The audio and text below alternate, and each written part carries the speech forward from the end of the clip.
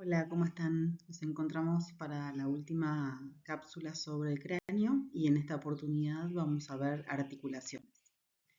Dentro de las articulaciones nos vamos a referir a los distintos tipos que encontramos dentro del cráneo, ya sean suturas, sincondrosis, sinoviales y vamos a describir puntualmente la única sinovial que encontramos, que es la articulación temporomandibular. Cuando estamos en el cráneo, hablamos que las articulaciones que se van a dar entre los huesos que lo conforman, a excepción de esta última articulación que les nombré, que es la temporomandibular, son en mayoría articulaciones fibrosas que tienen una movilidad mínima o nula. Durante la vida fetal y los primeros años de vida, los huesos, como ya saben, no contactan entre sí, sino que entre ellos se encuentra una membrana y que esta disposición permite siempre, en primer lugar, o sea, la prioridad es que el encéfalo pueda seguir creciendo y de manera accesoria o secundaria que la cabeza fetal pueda adecuarse a los diámetros del canal de parto. Después, con el paso de los años, todas las uniones tienden a osificarse, aunque esta sinostosis, que eran estas articulaciones donde se interponía hueso, ¿sí?, completa no suele producirse hasta aproximadamente los 40 años de edad. Cuando veamos el cráneo vamos a hablar de 28 articulaciones que hay en él y que cada una de estas articulaciones, a pesar de que no vamos a ver una por una, sí adoptan el nombre de los huesos que están contactando, con lo cual es fácil de nombrarlas. Las primeras que vamos a ver, que son las que se dan en la mayoría dentro del cráneo, son las de tipo sutura, ¿sí?, que están clasificadas dentro de las fibrosas, ¿sí? Teníamos fibrosas, cartilaginosas y sinoviales. Dentro de esas fibrosas vamos a hablar que hay un tipo que son las suturas, donde los huesos se van a unir a través de fibras cortas de tejido conectivo que principalmente es colágeno. Dentro de estas suturas entonces tenemos unas que son las suturas dentadas, donde los huesos que encajan entre sí lo van a hacer a través de proyecciones que tienen formas de diente, de ahí su nombre, como sucede en la sutura coronal, que es la sutura que toma el nombre por el plano coronal, que es la que divide o que es la que une en realidad el frontal con los parietales, o sea, frontoparietal. La sutura sagital, que se da entre los parietales y coincide con ese plano, por eso el nombre, que es la interparietal, y la lambdoidea, que es la parieto-occipital, que lleva su nombre por la letra griega. ¿Bien? Esta última articulación, la articulación lambdoidea entre los parietales y el occipital, se continúa luego, como hacia posterior e inferior, como sutura occipitomastoidea, que es la sutura que se da entre el hueso occipital y la apófisis mastoide que corresponde al hueso temporal. Bien, si tuviera que mostrarles, después lo vamos a ver mejor por supuesto, esta es una articulación dentada entre el frontal y los parietales. Bien, y lo que tiene esta articulación, después lo vamos a ver mejor en la próxima diapositiva seguramente, es que muchas veces cambia de posición, ¿no? En las partes laterales el parietal está sobre el frontal y en la parte más medial el frontal está sobre el parietal. Ahora después se los voy a mostrar mejor. Luego tenemos las suturas escamosas. La sutura escamosa lo que tiene es que los bordes que se superponen de los huesos que contactan son en forma de bisel, ¿no? Es como si fuera una teja, un techo de tejas o las escamas de un pez, ¿no?, una superpuesta sobre la otra. Y esto se da, por ejemplo, en la unión entre el parietal y el temporal.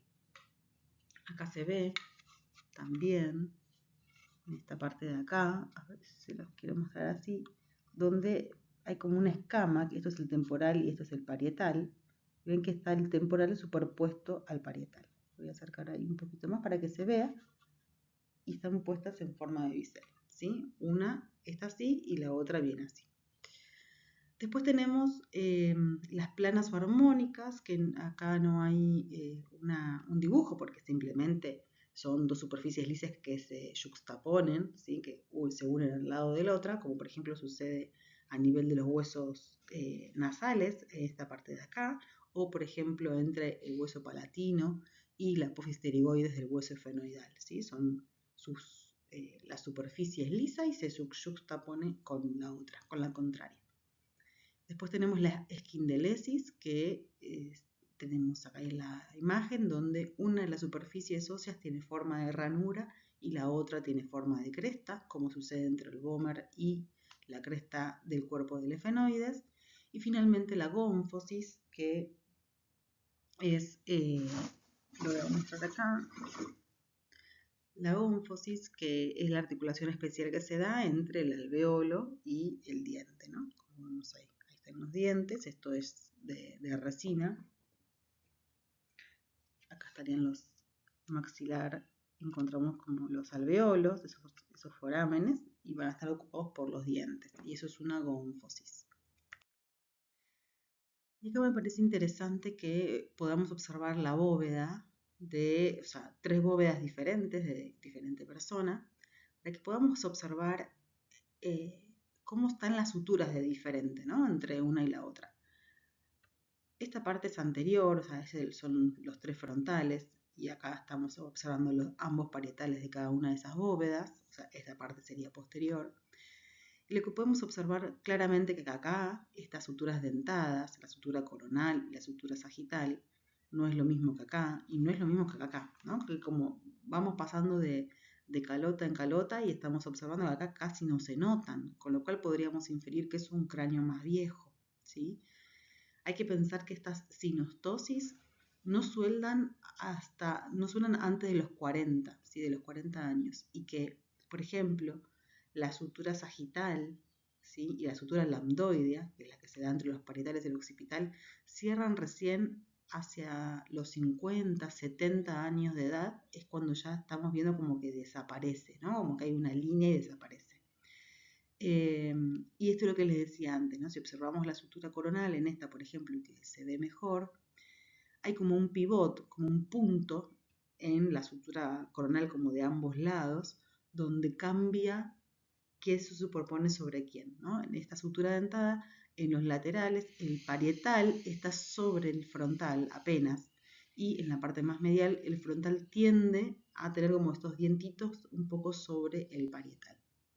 Pero esto también para ver que incluso en personas de edad parecida, las suturas entre una calota y la otra no son las mismas, o sea, no respetan como el mismo dibujito de los dientes, ¿no? De encastre, como si fuera una huella digital que va cambiando, ¿no? Podemos ver esta y podemos ver acá, o podemos ver esta, y acá hace como un rulito y acá eso no está, ¿no? Como las diferencias entre las distintas calotas, que me parece como muy interesante de ver. Y que además uno dice, ok, esto va a osificar y se va a transformar en una sinostosis, como por ejemplo cuando tenemos un sacro, que vemos todas los cuerpos vertebrales fusionados, por ejemplo, o el coxis o el coxal, con nuestros huesos también en una sinostosis, que sucede mucho antes que lo que pasa acá en la bóveda. Sin embargo, cuando nosotros observamos esta calota, y decimos que no tiene movimiento. Ok, no es que nosotros podemos agarrar el frontal y moverlo libremente, pero tiene que haber alguna diferencia entre observar esta calota y observar, por ejemplo, un sacro, ¿no? Si esto está así como encastrado es porque cierto movimiento, aunque la persona tenga 50 años, cierto movimiento aún tiene. Poquito, milimétrico, mínimo, casi imperceptible, pero lo tiene. Después encontramos otro tipo de articulación también, sobre todo se da en la base del cráneo, donde el origen embriológico de los huesos que conforman esta parte, o la parte del hueso que conforma parte de la base del cráneo, tiene otro origen, ¿sí? Y otro tipo de osificación, con lo cual vamos a encontrar sincondrosis en la base del cráneo, o sea, uniones cartilaginosas. Una de las que más vamos a poder observar es esta articulación que se da en el centro de la base del cráneo, donde participa la parte basilar del occipital con el cuerpo del efenoides, ¿bien? Que es la esfeno-occipital. Esto, si yo tengo acá, este es el hueso efenoides y este es el hueso occipital. Acá estaría la unión, esta sincondrosis, ¿no? Obviamente yo lo estoy exagerando, no es que se mueve así, pero para que ustedes vean, porque esto está unido, ¿no? Esta sería la sincondrosis. Pero también, además de esta sincondrosis de esfeno-occipital, también la vamos a poder encontrar en la parte esfenopetrosa, o sea, la unión del esfenoides con la parte petrosa del temporal, y la petrooccipital, que es la parte petrosa, acá no está el temporal, estaría justamente acá, ¿sí? Ocupando este espacio. Entonces tendríamos la esfenopetrosa y la petrosa occipital o petrooccipital, ¿sí? Que van a permanecer cartilaginosas hasta la adultez, para que luego pueda osificar por completo, ¿sí? En una adultez más allá de los 50 años. Y llegamos a la articulación, la última que vamos a ver, que es la articulación, la única articulación sinovial que encontramos en el cráneo, que es la que se establece entre el cóndilo de la mandíbula y la superficie articular que ofrece el temporal.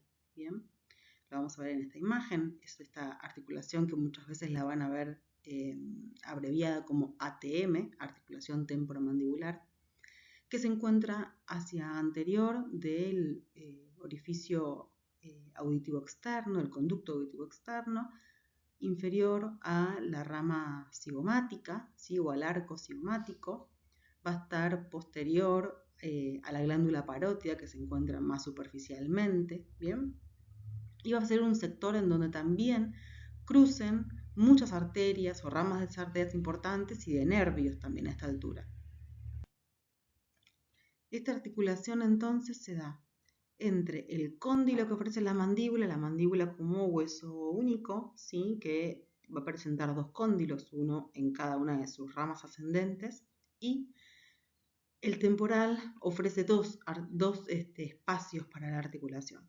Uno es la fosa temporal, que es este huequito, esta concavidad hacia inferior, y otro es el tubérculo articular, que es esta parte que es convexa hacia inferior, ¿sí? Son estas dos porciones. Con lo cual, la parte que ofrece el temporal para articularse tiene una parte que es posterior y es cóncava y una parte que es anterior y que es convexa. La articulación justamente es una articulación elipsoide o condilia, que en este caso la llamamos bicondilia porque hay un solo hueso, que es la mandíbula, que presenta dos cóndilos.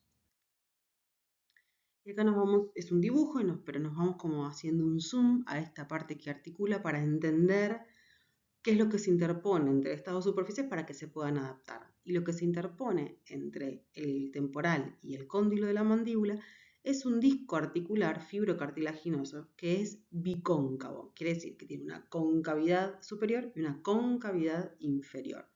A mí me hace acordar, para hacernos una idea, como una pastilla, como un hall. Las halls que tienen son un cuadradito, pero arriba tienen como un hueco y abajo también tienen un hueco. Algo así sería como este fibrocartílago, ¿sí? Y que justamente tiene estas dos concavidades para poder adaptarse a las superficies, a ambas superficies que en una parte van a ser convexas, ¿sí? Con lo cual, la cara anterosuperior del disco, que sería esta parte de acá, se adapta al tubérculo articular. O sea, esta concavidad que tiene superior se adapta a la convexidad que ofrece el tubérculo articular del hueso temporal. Y la cara postero-inferior, que también es cóncava, se adapta a la convexidad que le da el cóndilo mandibular. Así, esta cavidad articular se divide en dos compartimentos, uno superior, que es esta parte de acá, y otro inferior, ¿sí? Y aunque esta articulación, como les dije, es condilia o elipsoidea, no solamente tiene los movimientos típicos que hace una articulación condilia, sino que combina otros movimientos más complejos que tienen que ver con que hay un hueso que articula con dos huesos diferentes, o sea, la mandíbula articula por un lado con un temporal y por un lado con otro temporal, cosa que no pasa en otro lugar del cuerpo, ¿sí? Y los movimientos que realiza entonces son el cierre y la abertura de la boca, que es el descenso y elevación de la mandíbula, la protrusión y retrusión, que es la proyección de la mandíbula hacia anterior o hacia posterior respectivamente, y la diducción, que es el movimiento de lateralidad, ¿no? Esto es así, de poder mover la mandíbula para un lado y para otro. Estos movimientos, por supuesto que se hacen en conjunto, o sea, es una sumatoria de todos los movimientos que permiten la masticación, permiten el habla, etc. Bien. Como toda articulación sinovial, presenta una cápsula articular que rodea las superficies que se van a poner en contacto, que es la que vemos acá blanca en esta vista lateral, ¿sí?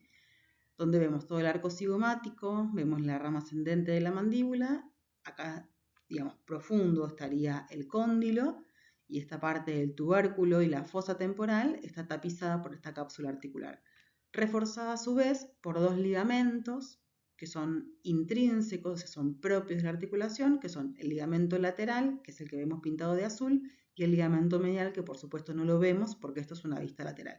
¿Bien? Sería como del lado profundo de la cápsula articular. Por supuesto que como es una sinovial, además de tener cápsula, tiene también estos ligamentos porque son los que, como cualquier articulación que tenga movimiento, tiene un ligamento que lo que hace es como controlar la amplitud de ese movimiento, ¿no? Como, bueno, te movés, pero te puedes mover hasta acá. Haces una deducción, pero lo puedes hacer hasta acá, ¿sí?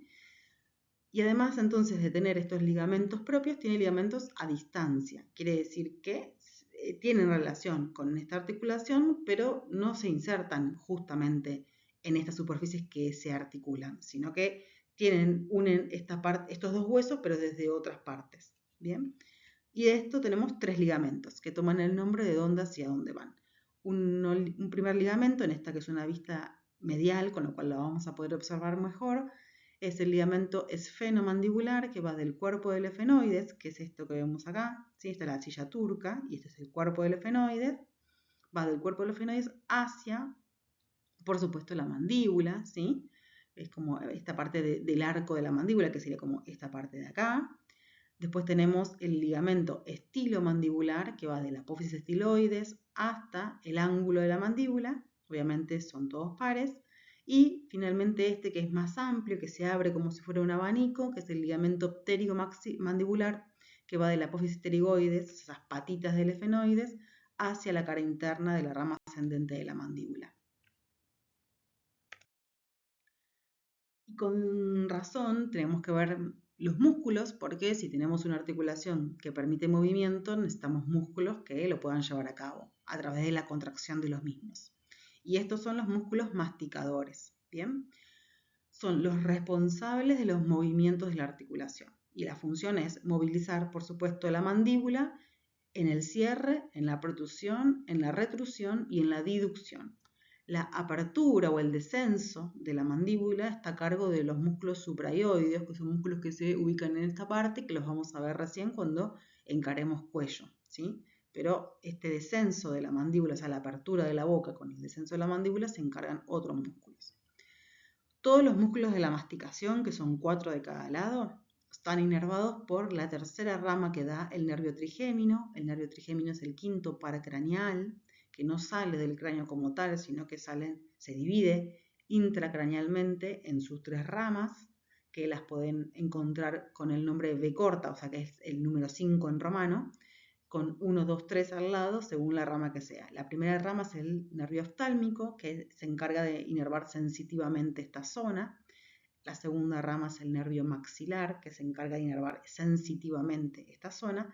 Y la tercera rama, que es la que inerva estos músculos, es el mandibular, que inerva sensitivamente esta zona y de manera motora los músculos. Claramente que para que un nervio le dé información a un músculo, o sea, para que ese músculo se contraiga y realice un movimiento, claramente tiene que tener función motora. O sea que la rama mandibular del trigémino, la tercera rama, que es la rama mandibular, es la única que tiene información mixta. ¿Bien? Y acá los vamos a poder ver uno por uno. En esta primera imagen, que es una vista lateral más superficial, de los músculos más superficiales, encontramos dos que son muy robustos y muy fáciles de encontrar. Por un lado el macetero y por otro lado el músculo temporal. El músculo macetero es este músculo de acá que a veces, a veces está muy desarrollado y se nota, ¿no? Como un cuadrado marcado en esta parte, ¿sí? Tiene origen en el arco cigomático, ¿sí? Y finaliza en la cara lateral del ángulo y la rama ascendente de la mandíbula, ¿bien? Con lo cual, si la mandíbula está descendida, el macetero al contraerse la junta, ¿sí? O sea, es un potente elevador de la mandíbula y también participa en la protusión. Pero tiene bastante lógica pensar que si fuesen como estos dedos míos, que del arco cigomático van acá, si la mandíbula está así, cuando se contrae hace esto, la cierra, ¿bien? Y después tenemos el temporal. El temporal se aloja en la fosa temporal, en el huequito que tenemos acá del hueso, por eso su nombre, ¿no? Porque contacta con el hueso directamente. Entonces va a ir a insertarse en todo este arco lateral que tiene el hueso temporal y va a finalizar en la apófisis coronoides de la mandíbula. La apófisis coronoides de la mandíbula es la otra parte que sobresale. Esto es el cóndilo más posterior y esta es la apófisis coronoides que termina como en puntita. ¿Sí?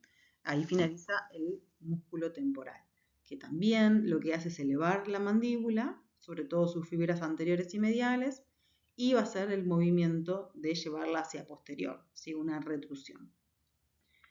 Si sacamos estos dos músculos, vamos a encontrar los músculos pterigoideos, ¿sí? Si sacamos esos músculos y si cortamos parte de la mandíbula, porque son músculos que están profundos a la mandíbula, ¿sí? Son más mediales. Vamos a encontrar el pterigoideo medial, entonces, que va a tener su origen en la fosa pterigoidea que tiene el hueso efenoides y va a finalizar en la cara medial de la rama mandibular, muy cerca del ángulo, ¿sí? Que es esta parte de acá, de las apófisis pterigoides, que es tienen como, son dos patitas de cada lado y en el centro hay un huequito, que esa es la fosa, va a ir casi hacia el ángulo de la mandíbula.